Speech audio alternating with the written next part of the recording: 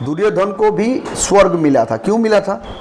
क्योंकि दुर्योधन, हम ये बताना चाहता है आपका चैनल का माध्यम से कि तंत्र और काला जादू और तंत्र मंत्र जादू टोना वो शक्तियाँ है, एक इच्छा शक्ति, एक ज्ञान शक्ति, एक क्रिया शक्ति।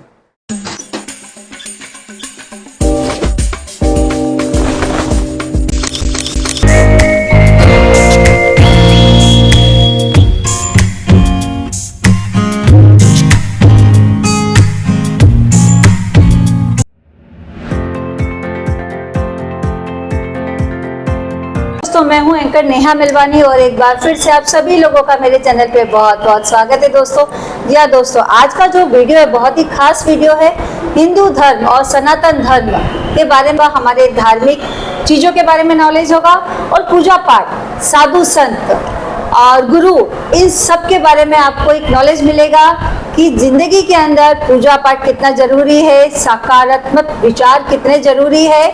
और दूसरी बात, क्या लाइफ के अंदर जो लोग होते हैं जो गुरु मानते हैं और फिर वो भगवान की भक्ति को छोड़ देते हैं और गुरु को पूजते हैं हमेशा, मतलब पूरा जीवन गुरु के आगे समर्पित करते हैं, तो इन सभी सवालों के जवाब आज इस पॉडकास्ट में आपको मिलेंगे।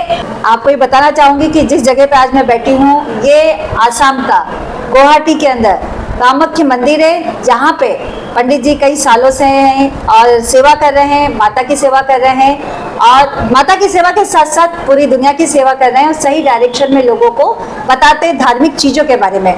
तो शुरू करते हैं, हम अपने पॉडकास्ट को आगे बढ़ाते हैं। हमारे जो गेस्ट है, बहुत स्पेशल गेस्ट है जिनसे मैं आपको इंट्रोड्यूस करवाऊंगी। चलिए मिलते हैं।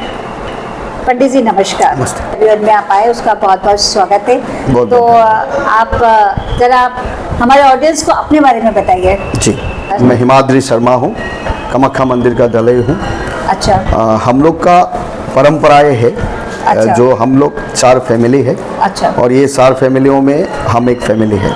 अच्छा। और हम लोग का परंपरा से चलता आया हुआ जो पद्धति है, जो पूजा का नियम है, उसी से हम लोग चलता है।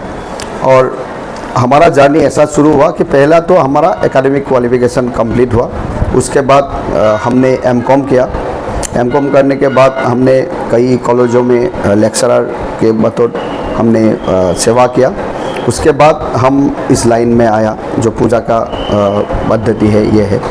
तो यहाँ पे क्या है, हम लोग का बहुत ही इंटेलेक्चुअल है। ये जो पद्धति चलता है वो पूरी तरह से आपको तांत्रिक जो विद्या है उसको सीखना होता है और उसके बाद पूजा का जो सिस्टम है उसको भी सीखना होता है। तो सभी को मिला करके जितना हम लोग का सीखना होता है वो सीखने के बाद ही पुजारी बन सकता है। अच्छा, जिस तरह से पूजा का भी एक नियम धर्म और एक जानकारी लेने के लिए आपको एक कोर्स टाइप में करना होता है जो आप मंदिर के थ्रू ही करते हैं। कोर्स मतलब हर दिन हर क्षण जब पुजारी होते हैं तो हर दिन हर क्षण साधना करना होता है। बहुत साधना है, ये बहुत ही कठिनाइयों के बाद ही ये आपका साधना कंप्लीट होता है।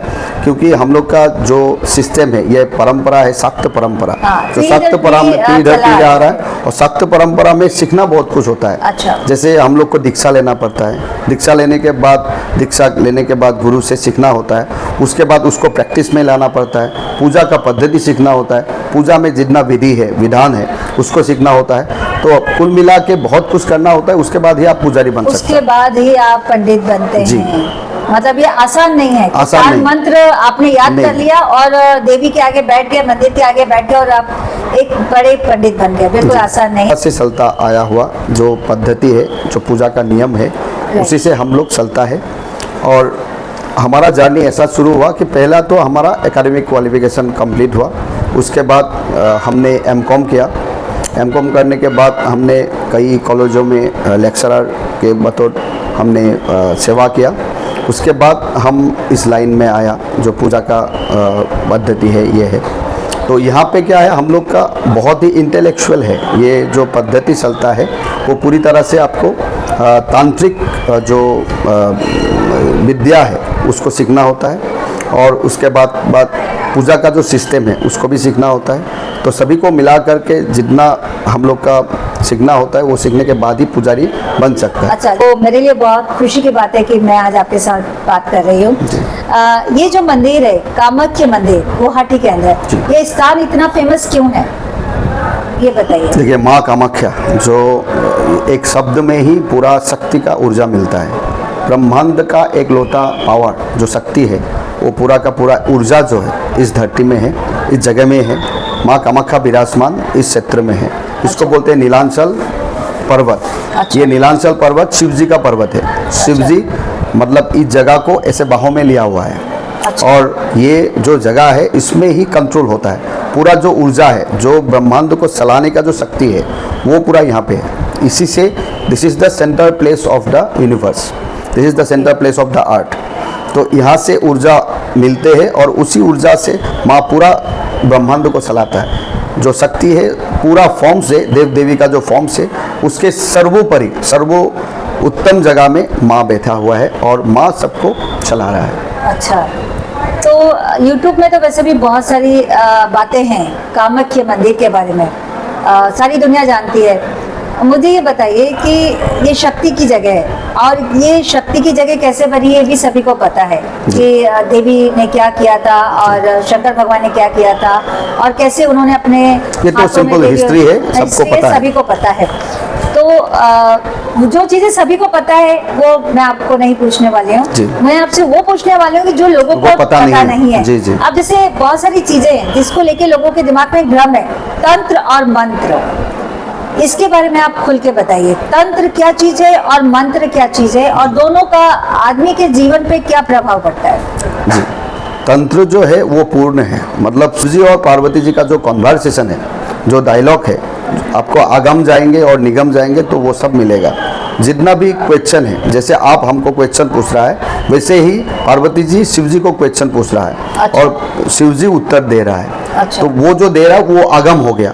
जब अच्छा। पार्वती जी क्वेश्चन पूछता है तो आगम है, जब शिव जी क्वेश्चन पूछता है तो वो है निगम। और आगम और निगम मिलके तंत्र है।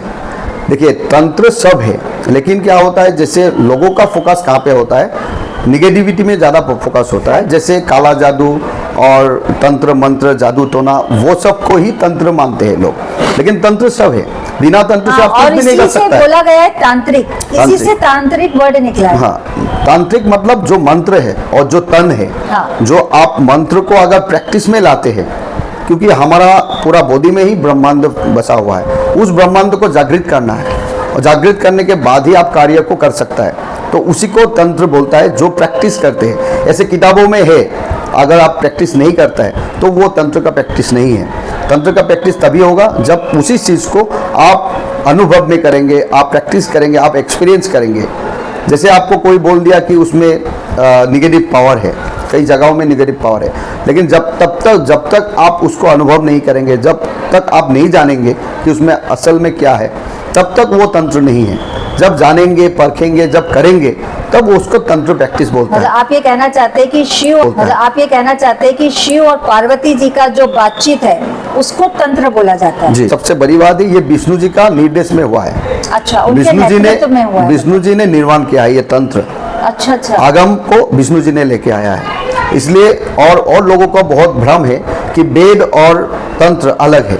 बहुत लोगों का ये मानना है कि वैदिक अलग है, तंत्र अलग है, वेद तंत्र अलग है। लेकिन हम ये बताना चाहता है आपका चैनल का माध्यम से कि तंत्र और वेद भिन्न नहीं है, वो अभिन्न है।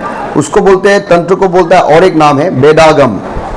वेद और आगम मिलके तंत्र होता है। अच्छा। तो ये अभिन्न है।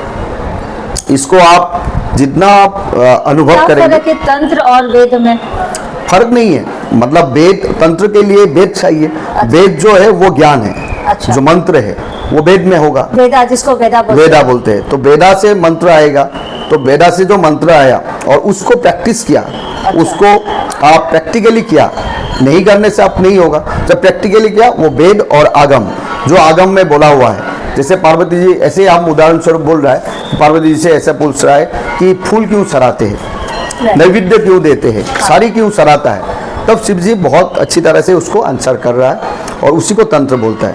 अच्छा। तंत्र एक प्रकार की कॉन्वर्सेशन है, जो एक मंथन है, जो आदमी बात करने के बाद और उसको प्रैक्टिस करने के बाद जाना जाता है। तंत्र वो है। तंत्र वो है। अच्छा, अभी आपने जैसे फूल की बात बोली, और दूसरा आपने क्या बोला था? फूल, साड़ी, जो भी ऑफरिंग तो है। क्यों चढ़ाते हैं? तो देवी को तो ये सब चीजें चढ़ती है, सभी जानते हैं। जी, जी। फूल का मतलब क्या है? फूल चढ़ाने का क्या रीजन है? फूल मतलब जैसे क्योंकि देवी बहुत को, सारे लोग ये मानते हैं कि फूल लक्ष्मी है।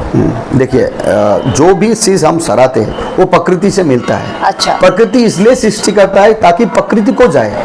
अच्छा। माँ प्रकृति से अभिन्न है, प्रकृति और माँ एक है, तो प्रकृति से हमको फूल मिला तो हमने वो चढ़ाया। वो हमने सराया, पहले उनको सराहना चाहिए। अच्छा, जो मतलब- प्रकृति का अधिष्ठात्री है, जो प्रकृति बनाया है, उसको पहले उनका अधिकार है। तो उनका अधिकार है तो हम लोग फूल चढ़ाते हैं। मतलब कुछ भी हो सकता है। कुछ भी हो सकता है। ऑफरिंग जितना प्रकृति से हमको मिला हाँ। तो हम उनको उपहार के रूप में उसको देना है और श्रवण भी करना है। अच्छा अच्छा, मतलब एक तरह से हम लोग थैंक्स बोलते हैं। थैंक्स, या आप बोल ठीक है? सकते हैं हाँ, जी। कि आपने हमें ये दिया है, हम आपको रिटर्न कर यस रहे हैं। यस, और वो भी वैसे। पहले पहले हम लोग नहीं आपको use चावल मिला। चावल कहाँ से मिला? राइट। प्रकृति से मिला। और चावल का पहला जो बनाएंगे आप चावल हाँ। को, वो पहले प्रकृति को देना चाहिए। अच्छा, ऐसा ही मान्यता है, ऐसा ही आस्था है, विश्वास वैसे है। ही मतलब एक तरह से हम लोग देवी को या देवता जो भी हमारे भगवान है, हिंदू का जितना भी माइथोलॉजी है सब हाँ। प्रैक्टिकल है, साइंटिफिक है। Right. आप एक भी चीज बिना साइंटिफिक का नहीं है।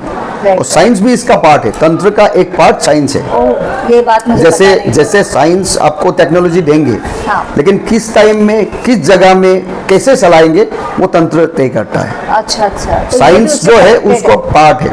साइंस आपको टेक्नोलॉजी देंगे, हाँ। आपको टेक्नोलॉजी पूरा देंगे, लेकिन उसको कैसे चलाना है, किस समय चलाना है और कैसे चलाने से आपको अच्छा होगा, वो तंत्र सिखाता है। ओह, मतलब तंत्र बहुत कुछ सिखाता है। बहुत कुछ, तंत्र सब है। जैसे साइंस एक ड्रॉप की तरह है, पूरा अच्छा। ओशिन ही तंत्र है, हाँ।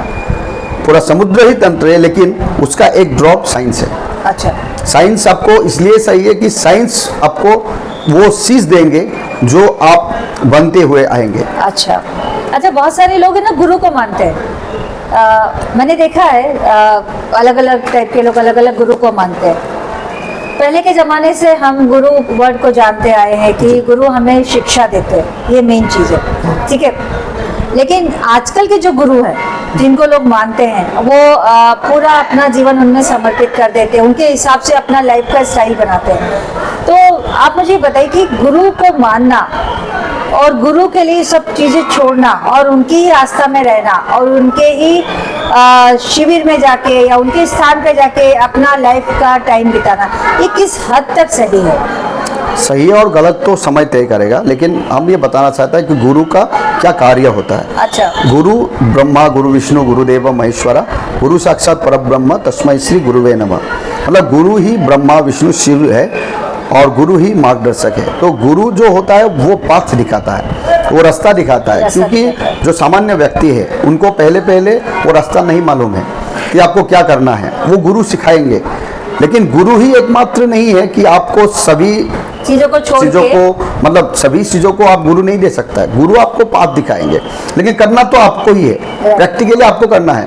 गुरु आपका जगह में आप नहीं, गुरु नहीं कर सकता, गुरु सिखाएंगे आपको, लेकिन करना तो आपको ही है। तो गुरु का जो काम है, जो वो एक हद तक जो काम है, वो गुरु का कृपा बिना नहीं होता है। गुरु मार्गदर्शक है, आपको अगर मार्ग नहीं दिखाएंगे तो आपको कैसे मार्ग मिलेगा? तो उसके लिए गुरु का इम्पोर्टेंस है। लेकिन जो अभी परिस्थितियों में जो हम देखते हैं, मतलब एक प्रकार के पूर्णता सरेंडर कर देना या सब कुछ गुरु पे निशावर कर देना, वो थोड़ा सा सोचना पड़ेगा, देखना पड़ेगा, क्योंकि वही एकमात्र नहीं है। हमारा मुख्य जो लक्ष्य है वो है प्रकृति, वो है शक्ति। अच्छा। तो शक्ति के पास जाने के लिए और शक्ति के शरण में जाने के लिए कैसे कैसे पद्धति है, कैसे कैसे आपको रास्ता है, वो जानने के लिए गुरु। पंडित जी आप मुझे बताइए, जैसे साधु संत होते हैं और अघोरी बाबा होते हैं, नागा बाबा होते हैं, इनमें क्या फर्क है? देखिए, ये विद्या है, तंत्र में दोनों है। आपको निगेटिव विद्या है, पॉजिटिव विद्या है, सब कुछ है, तंत्र सबको समा हुआ है। तो इसको लेकर के जो विद्या है और जो साधना है वो कई प्रकार के होते हैं। कोई साधु के साधना करता है, कोई नागा का साधना करता है, कोई जैसा जो इच्छा है जिनका वो ले सकता है, क्योंकि पूरा का पूरा विद्या भरा हुआ है। जो विद्या जो जैसे लेना चाहता है वैसे ले सकता है। लेकिन क्या होता है कि कोई विद्या गुप्त है, कोई विद्या आप दिखा सकता है, कोई विद्या नहीं भी दिखा सकता है, क्योंकि इसका समाज में एक अलग टाइप का इफेक्ट हो सकता है। कोई सामान्य व्यक्ति इसको देखेंगे तो कोई अलग भी उसका प्रतिक्रिया हो सकता है। तो इसलिए उसको देखना पड़ेगा कि विद्या कैसा है। अगर बहुत शक्ति, क्योंकि देखिए ये तपोबल है, जो भी विद्या है वो विद्या आपको लेने के लिए बहुत तप करना पड़ेगा, बहुत जप करना पड़ेगा, तभी आपको विद्या ले सकता है। तो इसके लिए गुप्त विद्या होता है जो नहीं दिखा सकता है। लेकिन आजकल हम लोग देखते हैं कि बहुत सामाजिक माध्यम में दिखता रहता है कि कोई भी हो साधक हो, कोई भी ये वो दिखा देता है, वो एक्चुअली दिखाना नहीं चाहिए। सभी सिखों को जब से आया है तब से बहुत सारी चीजों का नॉलेज हर कोई ले रही है। देखिए कोई ऐसा मंत्र है, कोई दीवार को भी नहीं सुनना चाहिए। अच्छा। आप जैसे घर में बैठा हुआ है, कोई ऐसा मंत्र है कि आपका जो दीवार है उसको भी नहीं सुनना चाहिए। अच्छा। तो जो दीवार को नहीं सुनना चाहिए वो बाहर में समाज में दे रहा है, वो उसका रिएक्शन गलत होता है। अच्छा। तो मंत्र हो तंत्र हो बहुत सोच समझ के करना चाहिए। इसका देखिए, इसका जितना उसको अच्छा है उतना बुरा भी हो सकता है, क्योंकि क्या है आपको पता नहीं कि उनका शक्ति कैसा है। इसमें देखिए पराशक्ति, अपराशक्ति, परापर शक्ति, बहुत सारा शक्तियाँ ब्रह्मांड में घूम रहा है। तो इसको लेकर के आपको जांच करना पड़ेगा, परखना पड़ेगा। इसके लिए गुरु चाहिए। गुरु का माध्यम से अच्छा जो रास्ता है वो लेने के बाद ही आप उसको कर सकता है। तो ये इसको थोड़ा देखना चाहिए। अच्छा, ये बलि जो चढ़ाई जाती है हिंदू धर्म के हिसाब से देखा जाए तो किसी की जान लेना सबसे बड़ा पाप है, ठीक है। लेकिन जब हम बलि चढ़ाते हैं तो किस हद तक बलि चढ़ाना सही है? बलि, जानवर की देखिए बलि सराहना सब लोग क्या करता है, वो बलि में फोकस कर देता है। हाँ। लेकिन कोई लोग ये नहीं देखता कि जो फल है उसको भी तोड़ा जाता है, जो सावल है उसको भी तोड़ा जाता है। देखिए जैसे वनस्पति खाने के लिए बना है, पशु का भी रोल है। पशु भी सृष्टि हुआ है कुछ ना कुछ कार्य के लिए। उनमें से एक है बलि। और बलि मतलब कोई दूसरा नहीं है, वो ऑफरिंग है। देखिए जब आप प्रकृति से कुछ मिल रहा है, हम पहले भी बोला प्रकृति से जो मिल रहा है आपको प्रकृति को देना है, और इसका शास्त्र प्रमाण है। यज्ञार्थे पशवशिष्टा स्वयं स्वयंभुवा अतस्तं घातिष्यामि तस्माद् यज्ञ वधा वधा। मतलब यज्ञ में आहुति देने के लिए पशु का निर्माण हुआ है, सृष्टि हुआ है, और वो जिसके लिए सृष्टि हुआ है उसी में जाएगा, और वैसा करने से कोई पाप नहीं होता है। वो पूर्ण तरह से शास्त्र में लिखा हुआ है। आप शास्त्र को भी देखिए और प्रैक्टिकली क्या हो रहा है वो भी देखिए। परंपरा जो है वो ज्वलंत परंपरा है, जो परंपरा है जो कर रहा है उसको भी देखना पड़ेगा और शास्त्र को भी देखना पड़ेगा। क्योंकि हर कोई लोग ये कालिका पुराण को तो मानता ही है, वो 10th सेंचुरी में कंपोज हुआ है, तो उसको मानता है, और जो प्रैक्टिकल में जो हो रहा है उसको भी मानना पड़ेगा। तो दोनों चीज़ों को मानने के बाद आपको ये लगेगा कि ये सही है या गलत है। सही गलत का आप वो मूल्यांकन नहीं कर सकता है, क्योंकि ये प्रकृति का चीज़ है। प्रकृति जैसा सा है वैसा होगा। आपको विधान दिया गया है, आप विधान अगर जानता है तो विधान से करना पड़ेगा, विधान नहीं जानता है तो उसको आप जैसा इच्छा है वैसा कर सकता है। लेकिन ये बलि जो है वो बहुत ही ऊपर का चीज है और ये पूजा का अंग है, के लिए ही चलाया, मतलब बलि, और बलि मतलब लेके आया और बलि सरा ऐसा नहीं है। जो शास्त्र प्रमाण है, जो पशु का उल्लेख है, जो पशु का उल्लेख है उसी में आपको सराहना पड़ेगा। और दूसरी बात यह है, जैसे मोदक से गणेश जी प्रसन्न होता है, और शक्ति को प्रसन्न करने के लिए, संधि को प्रसन्न करने के लिए आपको बलि सराए जाना जरूरी है, और रक्त का जरूरत है। तो ये कोई मतलब ऐसा नहीं है कि कोई विधान नहीं है, ये नहीं है। बलि तो जो विधान है उसी से होता है। अच्छा, इंसान हमेशा शांति की तलाश में इधर उधर घूमता रहता है, और इंसान ये जानता है, अच्छे से हर कोई जानता है, शांति अपने अंदर ही होती है, बाहर ढूंढने से नहीं मिलती है। तो और दूसरी एक बात है कि शांति जो मिलती है वो आपकी सोच पर डिपेंड करता है, सकारात्मक सोच जिसको बोलते हैं। अगर वो आपकी रहेगी तो आपको शांति मिलेगी, ठीक है। और इसके साथ साथ पूजा पाठ भी करने से मन में एक सुकून मिलता है, पॉजिटिविटी आती है, सकारात्मक चीज़ें ऊर्जाएं होती रहती है। किस हद तक पूजा पाठ करनी चाहिए, किस हद तक हमें अपने नेचर को पॉजिटिविटी के साथ में रखना चाहिए, दोनों चीज़ों को मिक्स करके ही हम लोग अपनी लाइफ को आगे बढ़ा सकते हैं। हम ये भी नहीं कर सकते कि सिर्फ पॉजिटिव थिंकिंग रखें, सकारात्मक सोच रखें और पूजा नहीं करें, अपने घर में देवी का स्थान नहीं बनाए, भगवान का स्थान नहीं बनाए। तो किस हद तक ये दोनों चीज़ें सही है, ये बताइए। देखिए बात ऐसा है कि आपको दो चीज़ जानना पड़ेगा इसमें, एक तो सरेंडर, एक तो एक्सेप्टेंस। जो आप एक्सेप्टेंस है वो आप प्रसाद के रूप में लेना पड़ेगा, कुछ भी चीज़ आपको मिले वो प्रसाद के रूप में लेना पड़ेगा, और जो भी आपको समर्पण के साथ देना पड़ेगा। कोई भी आदमी आके मतलब आप अगर समर्पण नहीं है तो उसको आप ऑफरिंग में बदल नहीं सकता है। समर्पण मतलब बस। देखिए बोल देना ही नहीं है, मतलब बोल देने से नहीं होता, बोल तो सब लोग सकता है। मेन समर्पण तभी हो सकता है जब आप पूर्ण तरह से उसको सरेंडर कर दो, छोड़ देते हो। जो होगा देखा जाएगा, तुम लेकिन देखो। इसमें एक बात होता है, देखिए प्रकृति को तो मानना ही पड़ेगा।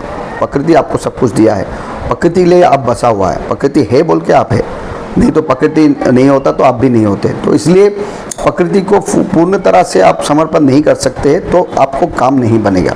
तो इसके लिए आपको पूर्ण तरह से आपको समर्पण के साथ देना पड़े, उसमें चॉइस नहीं होना चाहिए। जैसे आपको 4 काम मिला है, लेकिन जो आपको मन कहे और जो कॉन्फिडेंट है, जो भी पॉजिटिव थिंकिंग है, उसमें आपको जिस काम को लिया उसी काम को आप 100% देना पड़ेगा।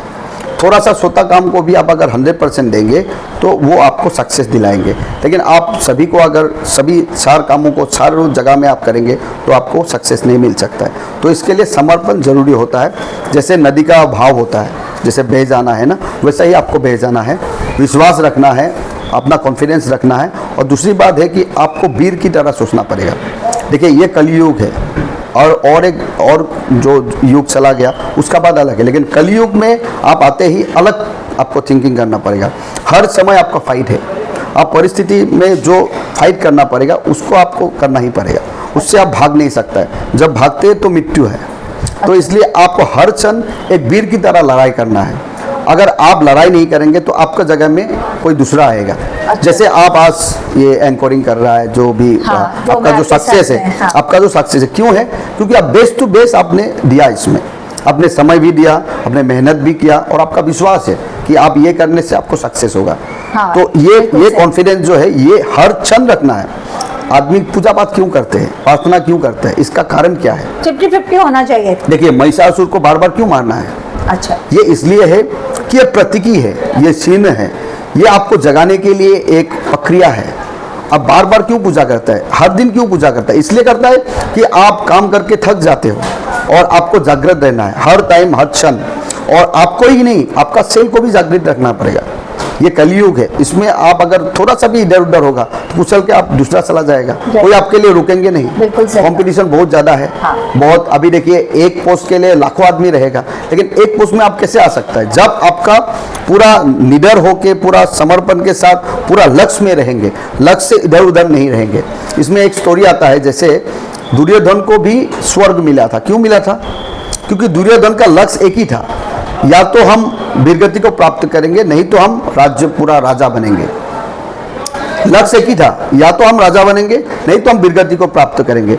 उसके बीच में श्री कृष्ण ने भी उनको समझाया था कि आप छोड़ दीजिए, सब तो भाई मरा गया, आप अभी छोड़ दीजिए, आप सरेंडर करिए, आपको सब कुछ दिया जाएगा। लेकिन वो नहीं माना। वो बोला कि हमारा कारण से 99 मर गया, अभी हम बच के क्या करेंगे? लेकिन हमारा लक्ष्य एक ही है, हम अकेले जूझेंगे, हम अकेला फाइट करेंगे, और हम अगर जीतेंगे तो राजा बनेंगे, नहीं तो हम वीरगति को प्राप्त कर। तो ये लक्ष्य होना चाहिए एक वीर के लिए, और इसलिए उसको स्वर्ग मिला। तो वीर बनना है कलयुग में, एकमात्र लक्ष्य आपको रखना पड़ेगा, इधर उधर आप भटक नहीं सकता। और जो आपका ध्यान है ये एक केंद्रित होना पड़ेगा।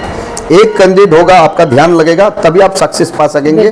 थोड़ा सा भी इधर उधर होगा, आपको कुछ नहीं पाएंगे आप, आपका जगह में कोई और होगा। तो इसलिए जो साधना है, जो शक्ति है, ये इसलिए कलयुग में तंत्र साधना सबसे सर्वोपरि है। ये प्रैक्टिकल चीजें हैं, लोग भटक जाता है, मतलब तंत्र मंत्र जादू टोना में फंस जाता है। ये खाली तंत्र नहीं है, ये तो एक पार्ट है, ये विद्या है। उसमें खाली नहीं, आपको जीवन को कैसे चलाएंगे, जीवन में कैसे रहेंगे और क्या क्या आप करेंगे, ये भी एक तंत्र का पार्ट है। तो वीर जो होता है वो तंत्र में ही वीर बोला जाता है, वीर साधना बोला जाता है। तंत्र में जो साधना है उसको वीर साधना बोला जाता है। अच्छा। कलयुग में सबसे उत्तम कलयुग का जो साधना है वो वीर साधना है। और वीर कैसे बनते हैं कि आपका कोई चॉइस नहीं है, आप सरेंडर हो और आपको एक्सेप्टेंस है, आपको जो मिलेगा प्रसाद में लीजिए। और आप देखिए कि आप जैसे युद्ध में आए हैं, आप युद्ध के लिए तैयारी कर रहा है, लेकिन जब आपका सामने में शत्रु है, अगर आपका आँख लाल नहीं है, आपका शक्ति नहीं दिखा रहा है, तो आपको शत्रु जो है वो आपको मार देगा। आपका भले ही आपका शक्ति ना हो या आप दुर्बल हो, लेकिन दिखाना दुर्बल नहीं है, आपको दिखाना है कि हम शक्तिमान हैं, हम कुछ भी कर सकता है, हमको हरा नहीं सकता, हम जीतेंगे। तो एक वीर का लक्षण ऐसा होता है, और जीवन में हर एक क्षण ऐसा आएगा कलयुग। बिल्कुल सही और पावरफुल वाली बात बोली है आपने पंडित जी। बहुत सारे लोग मंदिर में जाते हैं और वीआईपी लाइन में लगे रहते हैं और उनका देवी के साथ दर्शन भी होता है। तो आपको क्या लगता है, रियल में जो लोग वीआईपी लाइन में खड़े रह के देवी का दर्शन करते हैं, मंदिर में जाते हैं, भगवान का दर्शन करते हैं, किस हद तक सही है? और जो लोग देखिए- बहुत लाइन में खड़े रहते हैं, 2-2 3-3 दिन कंटिन्यू लाइन में खड़े रहते हैं, देखिए ये संतुष्टि के ऊपर है, आपको किसमें संतुष्टि है? आपको दर्शन करके संतुष्टि है, लाइन में लग के दर्शन करने में संतुष्टि सभी है, जानते हैं आपको भगवान 5 सब मिनट जगह में है। संतुष्टि है हाँ। दर्शन करके, या आपको साधना करके संतुष्टि है, ये आपके ऊपर निर्भर करेगा। अच्छा। ये कोई दूसरा नहीं बता सकता है। आप में, आपका अंदर में क्या चल रहा है हम नहीं बता सकता है। आपका अंदर में जो चल रहा है और आप कैसे करना चाहते हैं ये आपके ऊपर निर्भर है। लेकिन हम ये बता सकता है कि शक्ति का अनुभव में है, शक्ति का आपको अनुभव में है, यह बता सकता है, क्योंकि आपका ब्रह्मांड पूरा अंदर में है, उसको जागृत करना है और उसके बाद कार्य करना है। 3 शक्तियाँ हैं, एक इच्छा शक्ति, एक ज्ञान शक्ति, एक क्रिया शक्ति। जब इच्छा शक्ति जागृत होगा तब आपको ज्ञान मिलेगा, मतलब आपका अंदर में इच्छा जागृत हुआ है काम करने का, लेकिन उसके बाद आपको ज्ञान नहीं मिलेगा तो आपको कार्य नहीं कर सकता है। तो उसके बाद ज्ञान मिलेगा, और ज्ञान मिलने के बाद अगर सामर्थ्य नहीं रखता है, अगर शक्ति नहीं रखता है, तो आप कार्य को कंप्लीट नहीं करना बिल्कुल पड़ेगा। सही। तो ये जो पावर है, जो महालक्ष्मी, महासरस्वती, महाकाली, ये 3 पावर है। अच्छा, शिव जी, ब्रह्मा जी, विष्णु जी, ये 3 पावर है। गंगा, जमुना, सरस्वती, ये 3 पावर है। इरा, पिंगला, सुषुम्ना, ये 3 पावर है। सभी में त्रिशक्ति जो है उसका संगम होता है, और वो संगम से ही पूर्णता शक्ति मिलता है। तो ये बहुत जरूरी होता है शक्ति साधना में। शक्ति में आपको निर्भर करता है कि आप क्या करना चाहता है। बिल्कुल। आपको अगर अनुभव है कि इसमें शक्ति मिल रहा है तो आप उसको करिए। बिल्कुल। तो काफी हद तक अपने ऊपर है। जी, वीआईपी दर्शन कर लीजिए या लाइन में खड़े रह के दर्शन कर लीजिए, आपको जो संतुष्टि है देवी के दर्शन करने के लिए या देवता के दर्शन करने के लिए, वो आप पर डिपेंड करता है। बाकी इन सब चीज़ों से कुछ फर्क नहीं पड़ता है। देखिए सब लोग तो ये सोच रहा है कि हम दर्शन कर रहा है, हम माँ का दर्शन कर लिया, एक वो उनका अंदर में ये आ गया कि हमने दर्शन कर लिया।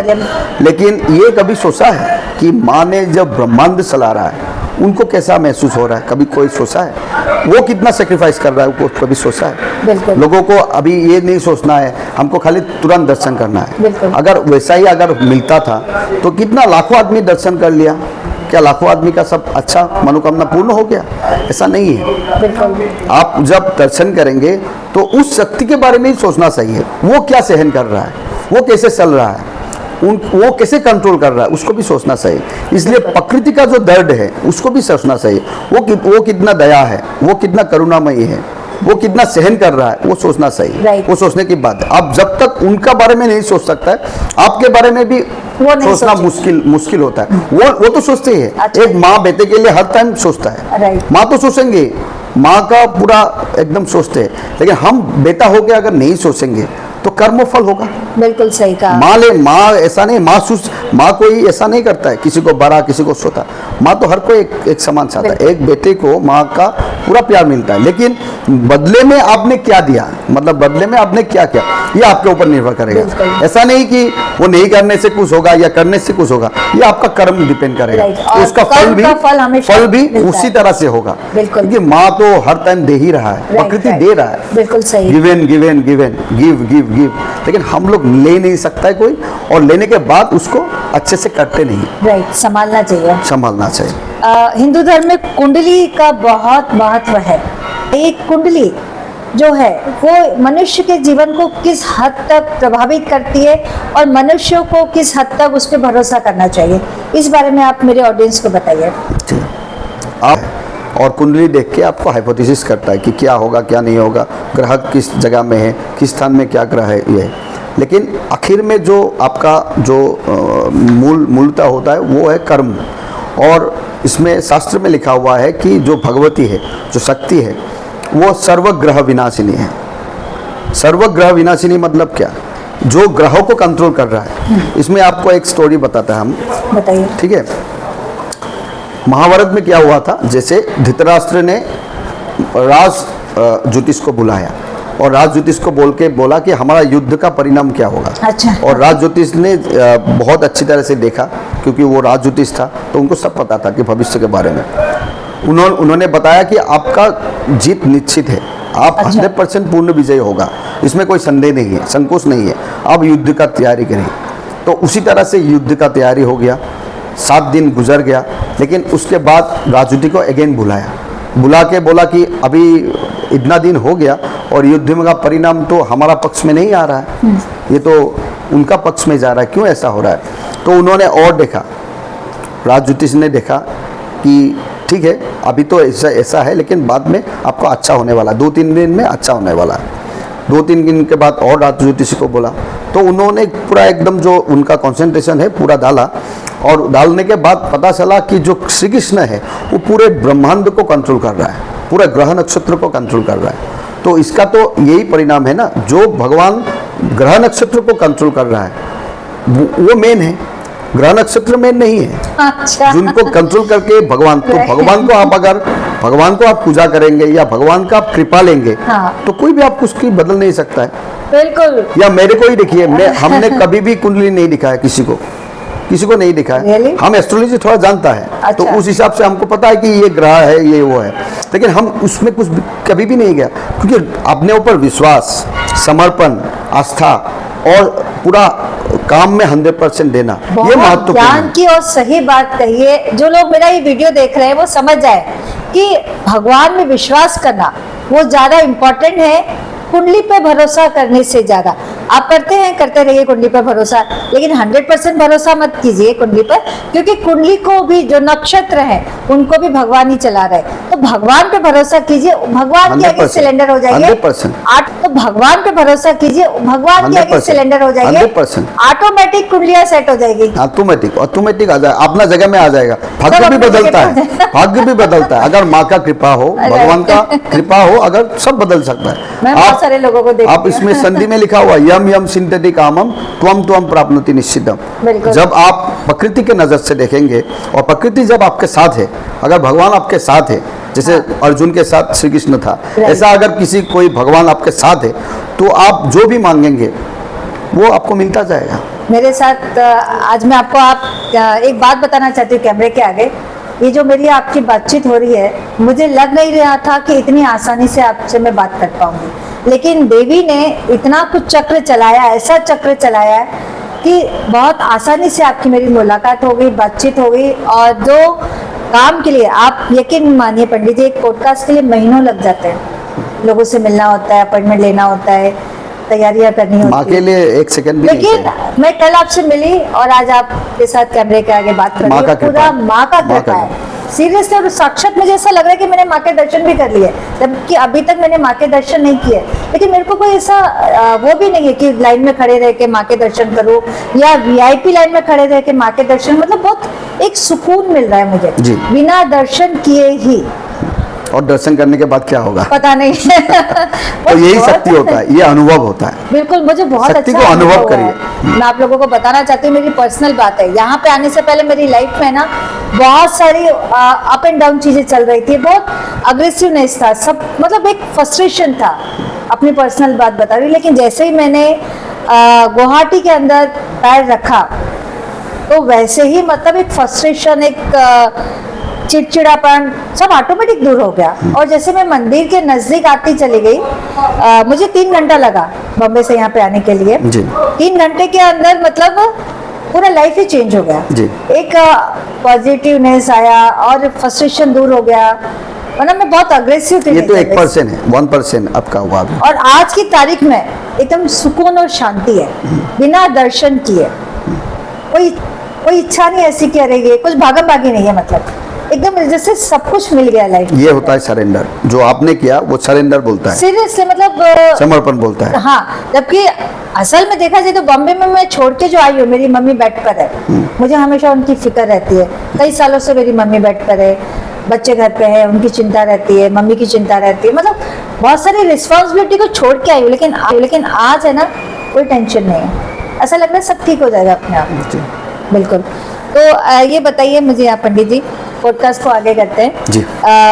कि एक अच्छे पंडित की पहचान कैसे होती है, क्योंकि पंडित तो बहुत सारे मिल जाते हैं हमें, लेकिन आप कुछ एक खास बात बताइए कि आम पब्लिक ये समझ जाए कि हाँ ये सही पंडित है।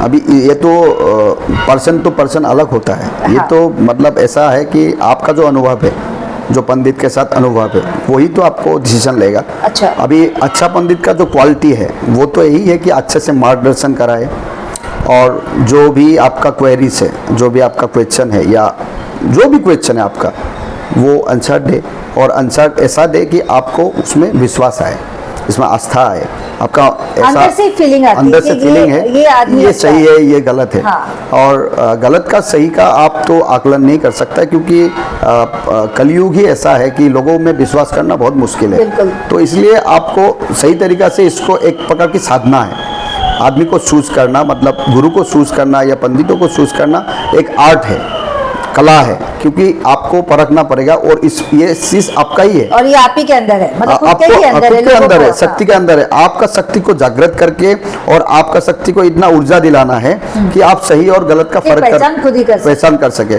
बिल्कुल। देखिए आप ये पूरा का पूरा ये है क्षेत्र है कि जैसे लोग तो चाहेंगे ही कि जो भी है उनका उद्देश्य सफल हो, लेकिन ये आपके ऊपर डिपेंड करता है कि आप कितना हद तक आप कन्विंस कर सकते हैं। बिल्कुल, मतलब लोग हमेशा दूसरों से फायदा ही लेना चाहते हैं, जी, लेकिन जी। आप लोगों को अपना फायदा कितना करवा सकते हैं, ये आपके ये ऊपर है। आपके ऊपर है, ये बिल्कुल। क्वालिटी आपका होना चाहिए, आपके अंदर ही है, इसके लिए कहीं बाहर घूमने की जरूरत जरूर नहीं। और दूसरी बात यह है कि कलयुग में विशेषता, कलयुग में मनुष्य के अंदर में इतना पावर नहीं है। आप कितना भी पंडित या कुछ भी हो, पावर जो है, शक्ति जो है वो शक्ति में है, पूर्ण पावर नहीं दिया गया। ये कलयुग का एक विशेषता है। इसके लिए बहुत तप करना पड़ेगा, बहुत ये करने का। इजीली जो जिसको मिलता है, जैसे कोई इजीली पंडित बन गया, इजीली गुरु बन गया, ये कठिनाई का रास्ता है। ये बहुत ही परखने के बाद, बहुत सीखने के बाद, बहुत स्टडी करने के बाद, बहुत एक्सपीरियंस के बाद Right. आपको वो, क्योंकि वो माता ने आपको कृपा करके दिलाता है। बिल्कुल सही कहा। तो इसके लिए आपको मतलब इजीली जो मिलता है उसमें थोड़ा आपको डाइवर्ट होना है, उसमें नहीं रहना है। जो कठोर तप करके बना है और जो एक्सपीरियंस के साथ बना है, जो माँ का कृपा लेके आया है, वो आपको परखना है, बिल्कुल। और करने से आपको मिलेगा। अच्छा, एक बहुत ही इंटरेस्टिंग सवाल, ये बताइए, रियल में भूत और प्रेत होते हैं? देखिए, जब ये शक्ति है, पॉजिटिव शक्ति है, तो नेगेटिव शक्ति भी रहेगा। अगर जैसे मान लीजिए किसी को मुक्ति नहीं मिला, तो वो कहाँ जाएंगे? वो भी तो रहना पड़ेगा। तो वो दो चीजों के बीच देखिए, में हमेशा दो चीज रहते है हैं। इसमें, दो चीज है। ये जो मुक्ति नहीं मिला, वो हो सकता है कि उनका पूर्व जन्म में कोई दोष रह गया, लेकिन उनका भी बहुत ज़्यादा दोष नहीं है, जो भूत प्रेत होके जो भटकता है। ये तो हमारा समाज का ये एक ऐसा मतलब सिस्टम बन गया कि भूत प्रेतों को बंधन करके रखा गया। ये सही नहीं है। उनको भी एक जीवन है, उनका भी एक जीवन है। अच्छा, जो वो भी एक मुक्ति life नहीं, है लाइफ है ऐसे। वो भी, तो उनको भी सुकून देना चाहिए। बहुत टाइम में हम ऐसा देखा है कि उनको भी बंधन करके लेता है कोई जो साधक है, नेगेटिव शक्ति जो उपासना करता है, उसको बंधन में रखता है और उससे काम करवाता है। वो भी सही नहीं है। उनका भी एक लाइफ है, उनको हमारा हिसाब से उनको मोक्ष की तरफ से लेके जाना चाहिए। बिल्कुल, वो मतलब प्यार से हम प्रेत ऐसा हमारा एक्सपीरियंस हुआ, ऐसा बहुत केसेस हम एक्सपीरियंस हुआ कि आदमी के अंदर में जो प्रेतात्मा है वो बोल रहा है, वो अंदर से वो चिल्ला रहा है कि हमको मुक्ति चाहिए, लेकिन हमको एक कोई भी एक वो है, वो हमको बंधन में रखा। तो हमको बहुत दुख लगा और हमने माँ को प्रार्थना किया और उनको भी बोला कि माँ का नाम जपिए और माँ को प्रार्थना करिए। हम पहले उसको पूछा कि आपको क्या चाहिए, मतलब आपको भोग चाहिए या मोक्ष चाहिए, मतलब आपको यहाँ पे ऐसा ही प्रेत करके रहना है कि आपको मुक्ति चाहिए। तो उन्होंने बोला कि हमको मुक्ति चाहिए, लेकिन हमको बंधन में रखा गया। अच्छा, तो हमको कष्ट मिल रहा है, बहुत परेशानी में हम कष्ट मिल रहा है, तो हमको मुक्ति चाहिए। तो जब बोला, हमने माता को प्रार्थना किया और उन्होंने भी माता को प्रार्थना किया।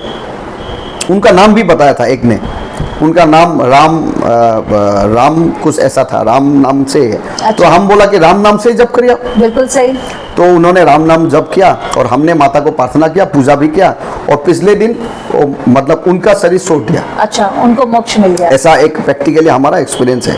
तो हम ये चाहता है कि देखिए, उन लोग का भी लाइफ है, उनको क्यों इतना डिस्टर्ब करना है, बिल्कुल। बंधन में रख के काम कराना है, Right. उसका भी फल मिलता है। तो हमारा हिसाब से नेगेटिव शक्तियाँ है, प्रेत Negative शक्ति। है, लेकिन ये शक्ति है। अच्छा। ये शक्ति है, ये एक शक्ति। देखिए, भगवान लेकिन सबके लिए है, भूत के लिए भी है, हम लोग के लिए भी है, क्योंकि वही एकमात्र शक्ति है जो पूरा जगत चला रहा है, पूरा ब्रह्मांड चला रहा है। तो तो उनका शक्ति का सम्मान करते हुए, क्योंकि उनका ही अंश है ये भूत प्रेत भी, तो उनको भी मुक्ति का मार्ग जो है वो बताना चाहिए।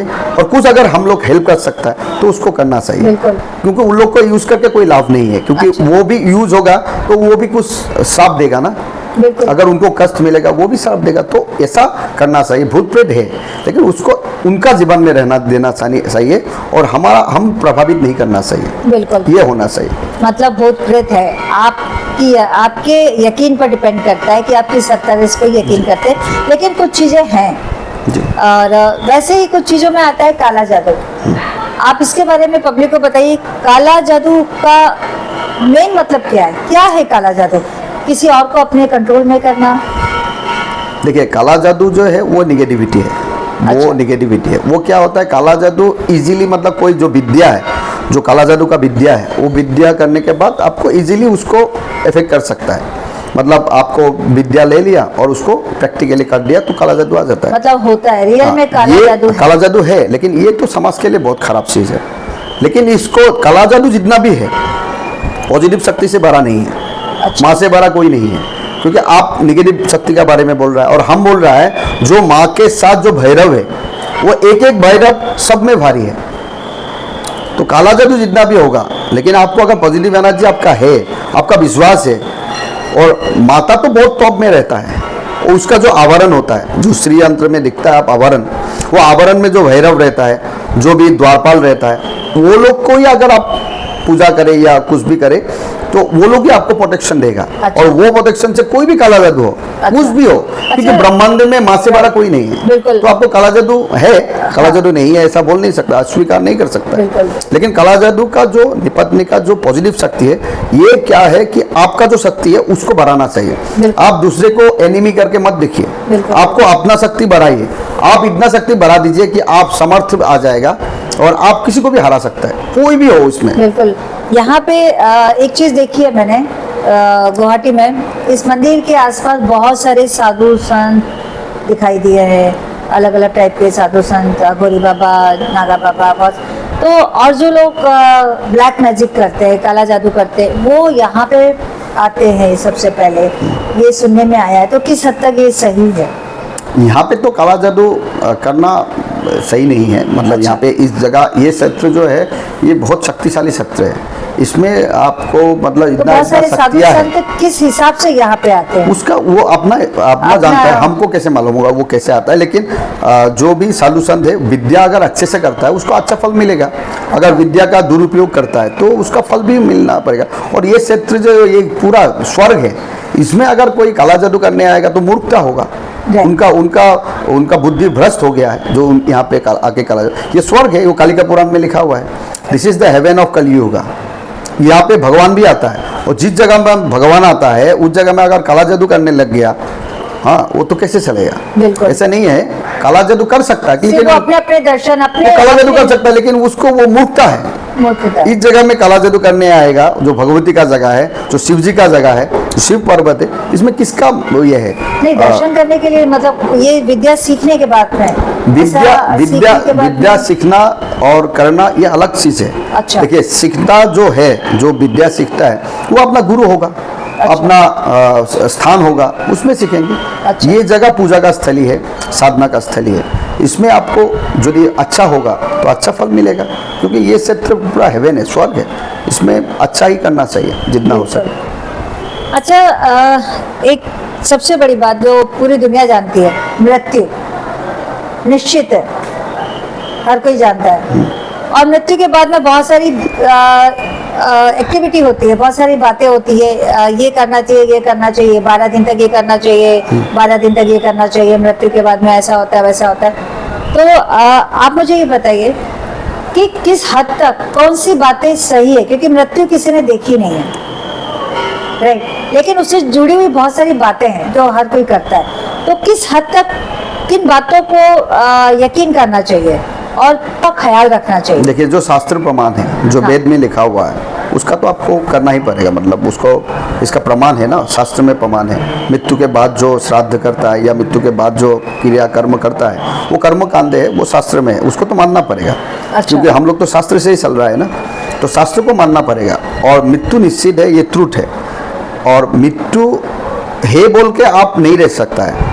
आप मृत्यु तो होगा ही, लेकिन आप मृत्यु का भय से या मृत्यु का वजह से आपका डायरेक्शन सेंस नहीं करना है। आपको ये समझना है कि ये जो हम जिंदगी में कर रहा है, इसका जो सबसे जो संस्कार रहेगा, जो सबसे उत्तम रहेगा, वो नेक्स्ट जन्म में जाएगा। अच्छा। और ये भी निश्चिंत है, मृत्यु जैसा निश्चिंत है, ये भी निश्चिंत है कि आपका अगेन जन्म होगा, ये भी निश्चित है। अच्छा। वो आपको कर्म के ऊपर डिपेंड होगा, आप जैसा कर्म किया है उसी का प्रभाव नेक्स्ट। अच्छा, बहुत सारे दान पुण्य करने पड़ते हैं मृत्यु के बाद में। पंडित लोग बोलते हैं ये दान करो, वो दान करो। देखिए, दान और पुण्य वो तो आपके ऊपर है, लेकिन दान पुण्य अच्छा ही है, क्योंकि दान पुण्य जो होता है वो आपको, देखिए ये संस्कार है दान पुण्य। आप किसी गरीब को अगर कुछ देते हैं तो वो तो गरीब तो उसके लिए मतलब वो स्वीकार करता है, तो इसलिए दान पुण्य तो अच्छा चीज़ है, एक जीवन का संस्कार होता है वो। क्योंकि आपने जीवन में कुछ हो सकता है कि आप जीवन में कुछ भी दोष भी कर सकता है, कुछ गलत भी कर सकता है, तो उसको जैसे काटने के लिए, उसको अच्छा करने के लिए, संस्कार करने के लिए, लोगों को मदद करना, दान पुण्य तो मदद करना जैसा है, हेल्प करना जैसा है। ये प्रकृति का काम है। जैसे प्रकृति को पेड़ लगाना एक प्रकृति का काम है। कोई अगर जंतु जानवर यदि खराब स्थिति में है, उसको ठीक करना भी प्रकृति का काम है। गरीब को खिलाना भी प्रकृति का काम है। किसी का कपड़ा नहीं है, उसको कपड़ा देना भी प्रकृति का काम है। तो ये सारी चीज़ जो है प्रकृति से जुड़ा हुआ है। आप जितना ये सब चीज़ें करेंगे, समाज कल्याण के चीज़ों करेंगे, उसको आपको अपलिफ्टमेंट होगा, उसका आपको ग्रो करेंगे आप। ये तो दान पुण्य तो अच्छा ही है, लेकिन ये भी निश्चित है कि आपको नेक्स्ट जन्म लेना है, तो इसके लिए आपको तय करना पड़ेगा कि आप जो काम करेंगे वो सोच समझ के करें। ऐसा काम करें कि आपको, ताकि नेक्स्ट जन्म में बहुत अच्छा जीवन मिले। बिल्कुल सही। धार्मिक ऐसी कौन सी चीज़ें हैं जो लोग बहुत ज़्यादा मानते हैं, जिनका कोई मतलब नहीं है? मतलब धार्मिक ऐसी कौन सी मान्यताएं हैं कि लोग मानते हैं लेकिन उसका रियल में कोई मतलब नहीं है? इसके बारे में आप थोड़ा बता सकते हैं? धार्मिक हम मान्यताएं, क्वेश्चन को अच्छी तरह से बताइए आपको। मतलब धर्म के नाम पे लोग बहुत कुछ करते हैं, पूजा पाठ करते हैं, दान पुण्य करते हैं।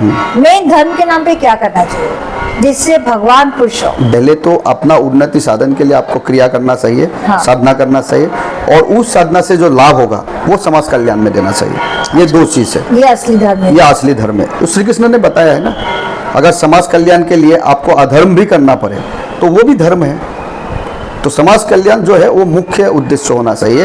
वो कैसे करेंगे? आपका अंदर में शक्ति होगा तभी तो कर सकेंगे। Right. तो पहले तो शक्ति लेना है और उस शक्ति को अपना जीवन में भी लाना है, आपका जीवन भी ग्रो करेंगे, और उसी के साथ साथ आप समाज को भी आप कुछ कर सकता है। अच्छा, 2 मिनट के लिए हम लोग एक रैपिड फायर करेंगे। आपको उसका आंसर बहुत शॉर्ट में देना है। जैसे शांति के लिए पूजा या सकारात्मक सोच? दोनों में अगर चूज करेंगे दोनों ही परफेक्ट है, लेकिन हमारा हिसाब से सकारात्मक सोच ये मेन है। अच्छा, तो होता है लाइफ के अंदर जब हम कोई भी डायरेक्शन लेना चाहते हैं तो उसके लिए क्या इम्पोर्टेंट है? पूजा पाठ या कोई एक अच्छा गुरु? इसमें भी चूज नहीं कर सकता है। पूजा पाठ और गुरु में अंतर क्या है? हाँ। पूजा ही गुरु है, गुरु ही पूजा है। दोनों एक ही है। हाँ, लेकिन अगर आप पूछेंगे तो हम पूजा ही बोलेंगे। अच्छा, आपके हिसाब से पूजा, बिल्कुल। और भगवान की पूजा करने का सही तरीका क्या है? उपवास रख के भगवान को खुश करना है या बिना उपवास रखे खुश करना है? सिर्फ पूजा ही करना है? हमारा हिसाब से तो बिना उपवास रखे अच्छा है, क्योंकि क्या है, जब आत्मा संतुष्टि आपको नहीं होगा तो आप पूजा कैसे करेंगे? पहले तो आपको शक्ति अपने को बढ़ाना है, Right, तभी तो आप पूजा कर सकेंगे। भगवती को पूजा करना इतना इजी नहीं है। आपने जितना टाइम दिया उसके लिए आप वापस से मैं आपका शुक्रिया अदा करती नहीं, हम तो आपका शुक्रिया अदा करना चाहता है। आपका माध्यम से लोगों को ओरिजिनल जो सत्य है Thank you. हो जाएगा, तो आपको आप मत हाथ जोड़िए, हम ही करते हैं, क्योंकि आपका माध्यम से लोगों को सच का ये बिल्कुल होगा। सही। मेरा आपसे मिलने का मेन रीजन यही था कि मैं लोगों को वो सब चीजें बताऊं जो लोग जानना चाहते हैं, लेकिन गलत लोगों के जरिए उनको सही चीजें नहीं पता होती है। मतलब उनके सवालों के जवाब उनको सही तरीके से हमारा हिसाब से तो गलत ये है, गलत लोगों का जो जाल है, हाँ। वो आप फंसता जा रहा है। बिल्कुल, आपका अंदर अगर शक्ति सामर्थ्य है तो क्यों फंसते आप? बिल्कुल सही। आप इसीलिए आपको पहले निडर बनना है, आपको वीर बनना है, उसके बाद आप किसी गुरु को लीजिए। बिल्कुल। चलते चलते आप मेरे ऑडियंस को बताइए कि आप अपने तरफ से बताइए कि इंसान को सुख और शांति के लिए क्या करना चाहिए? सुख और आप कुछ अगर बोलना चाहते तो जी जी बोलिए। जी, हम यही बोलना चाहता है कि सुख और शांति के लिए आपको दिन रात एक वीर की तरह रहना चाहिए, फाइट करना चाहिए परिस्थितियों से।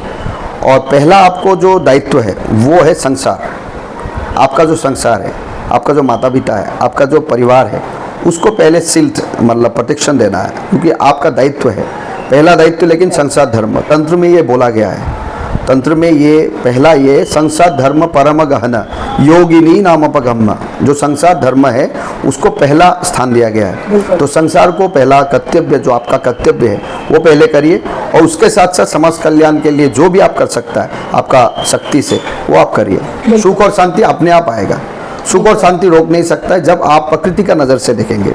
अब तक आप प्रकृति को इतना महसूस नहीं किया है, तो प्रकृति को महसूस करिए, उनका मतलब नज़र से देखिए प्रकृति कितना सहन कर रहा है, कितना दर्द ले रहा है, वो सहन करिए, तब आपको दर्द, आपका दर्द एकदम कम नज़र आएगा। जो प्रकृति ले रहा है दर्द वो आप नहीं ले रहा है। तो इसके लिए पहले आप सुनिश्चित करिए कि हम प्रकृति के नज़र से देखेंगे और प्रकृति का दर्द समझेंगे, तब अपने आप जो सुख और शांति ये तो 100% आएंगे। ये कोई मतलब ऐसा नहीं है, इसमें सोच ही नहीं है, आएगा ही 100%। पहले आपको सुनिश्चित करना है कि आप क्या करेंगे। बहुत बहुत शुक्रिया। किस तरीके से आपने आज का ये जो पॉडकास्ट है सुना, और मुझे लगता है कि आपको बहुत सारी जानकारी मिली होगी अपने धर्म के बारे में, और ऐसी बहुत सारी चीज़ों के बारे में आपको पता चला होगा जो आप सोचते होंगे लेकिन आपको उनके सवालों के जवाब नहीं मिलते होंगे। आई होप आप ये पॉडकास्ट आपने एंजॉय किया होगा, और अगर आपको लगता है कि ये जानकारी किसी और के काम आ सकती है तो इस वीडियो को शेयर कीजिए, और कौन कौन से लोगों के साथ में आप मेरा पॉडकास्ट देखना चाहते हैं कमेंट्स में बताइए मुझे। अगर आपको मेरा ये वीडियो पसंद आता है तो मेरे चैनल को सब्सक्राइब कीजिए, लाइक कीजिए, शेयर कीजिए। चलती हूँ, जल्दी ही मिलूंगी अगले एपिसोड में। जब तक के लिए नमस्कार, जय हिंद।